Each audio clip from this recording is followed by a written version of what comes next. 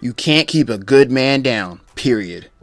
Jiri Prochazka, man, is getting a lot of hype when it comes to this fight, and I understand. I really like Jiri because of his style. He's very entertaining, very flashy, very flamboyant, and more so just very awkward, you know?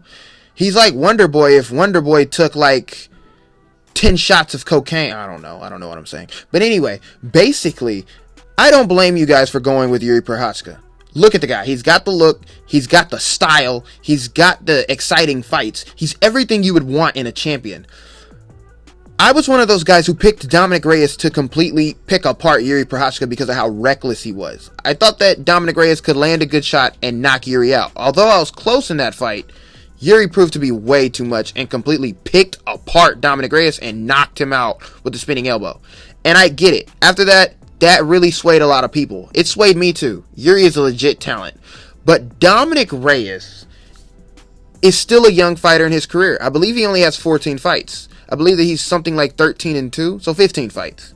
He's still pretty young in the career.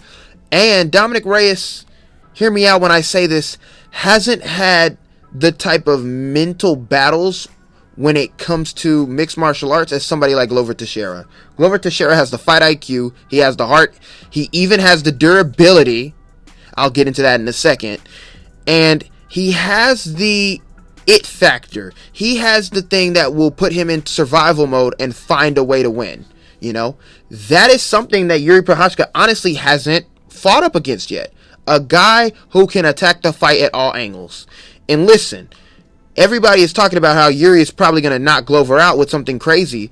But Glover Teixeira doesn't have to wrestle Jiri Prochazka to get the big advantage that he has in this fight, which is his ground game, which is his Brazilian Jiu-Jitsu. The guy is a Brazilian Jiu-Jitsu wizard. Don't forget that. Him and Charles Oliveira has been dominating the sport with their Brazilian Jiu-Jitsu. Now, Glover Teixeira has had the long ride to the belt. That is something that is going to be brand new to Jiri Prochazka when he gets in there with a veteran who can punch, who can box, who can do all these things, and has really implemented his wrestling and his grappling and his jiu-jitsu into his game. The man is a complete late bloomer, but that doesn't matter.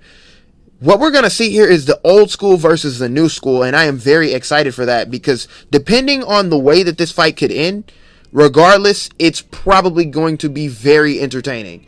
It could end fast, it could end crazy, but regardless, I feel like we're going to be entertained with this one.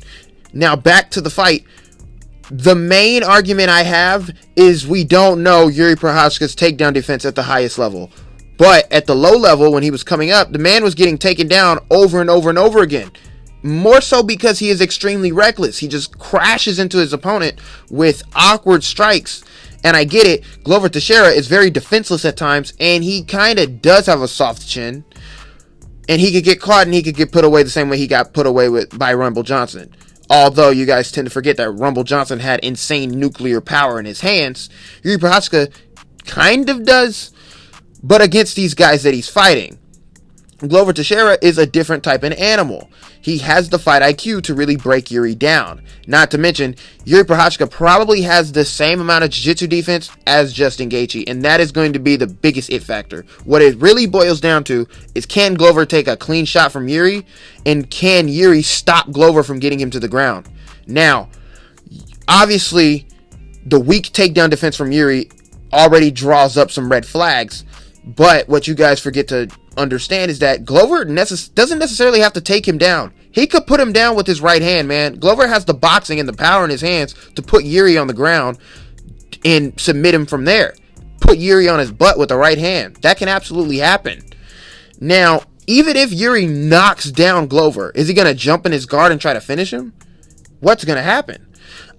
You know, that's the same problem that Justin Gaethje ran into when he fought Charles Oliveira, is that he didn't know how to finish him because Charles would get hit and fall straight to his back, and Justin didn't want to go follow him because he's aware of how bad his jiu-jitsu is and how good Charles's jiu-jitsu is. So the way that Glover Teixeira can really embarrass Jiri is either he puts him down with a big right hand or takes him down and immediately submits him. That could be the way that Glover Teixeira wins this fight. Matter of fact, I wouldn't be surprised if Glover knocks Jiri out. Now, I'm not really just putting all my eggs in one basket saying that Glover's absolutely going to win, but I'm just saying he has way more weapons. And never, ever doubt a veteran who's been through it all. He's been knocked out and he's knocked people out. He is not a journeyman anymore because he separated himself from that title. One thing I love, you guys, is an underdog, especially when the underdog has been battle tested his entire career and has shown up regardless of what state his or what physical condition he's in. He shows up and he fights, period. Not to mention Glover Teixeira has been through like 3 generations of fighters. This is going to be interesting, guys. But Glover Teixeira could completely humiliate Jiri Prochazka come fight night, and I would not be surprised. Let me know what you guys think. It's been your boy Trippy, and I'm out, man.